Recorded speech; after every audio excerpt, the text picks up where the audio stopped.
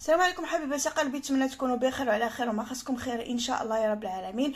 اليوم ان شاء الله غادي ندير واحد ميني كيش بدون عجن.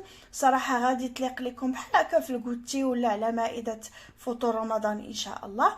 انا بالنسبه للحشو، علاش ما وريتوش لكم؟ لانه الحشو من اختياركم، ديروا الخضره، ديروا الثوم، ديروا اللي قال لكم راسكم.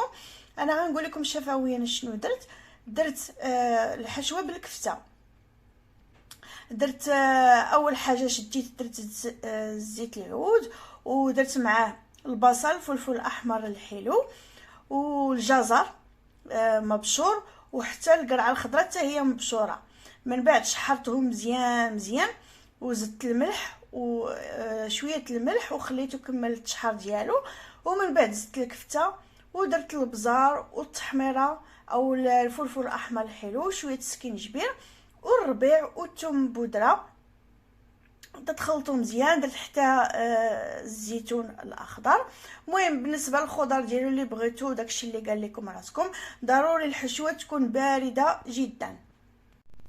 بالنسبه للخليط اللي غادي نخلط ديال العجين، عندي المعدنوس مجفف، ممكن ديروا اي نوع من الاعشاب المناسبه، 3 بيضات، كأس صغير ما يعادل ولا 160 مليلتر ديال الحليب يعني يكون من خارج المطبخ، ثوم بودره الابزار، 3 معالق كبار عامرين مزيانين ديال الدقيق ولا الدقيق، و7 غرام ما يعادل ملعقه صغيره ديال بيكنج باودر. انا غادي نكتب لكم المقادير في خانه الوصف.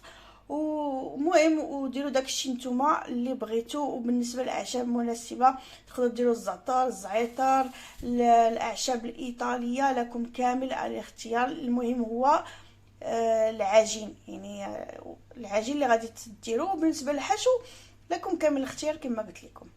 وزد ملعقه كبيره ديال الجبن الكريمي، هي اختياريه اللي بغيتو، وممكن ديروا الجبن المبشور، لكم كامل الاختيار اشنو بغيتو تنسمو، وهي اختياريه. هذا هو الشكل ديال الخليط، ما تيكون ثقيل ما تيكون خفيف.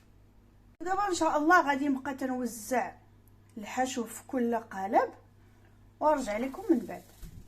ساليت الوحده، دابا ان شاء الله غادي نكب الخليط، ودابا ان شاء الله غادي ندخلوا الفران على 180 درجه من الفوق والتحت. مهم ردوا البال، خليوها تقريبا واحد 20 دقيقه وطلعوا عليها. المهم كل واحد والفران ديالو، تقدر تستغرق حتى ل 35 40 على حسب الفران ديالكم. تلاقاو من بعد طيب الكيش ان شاء الله.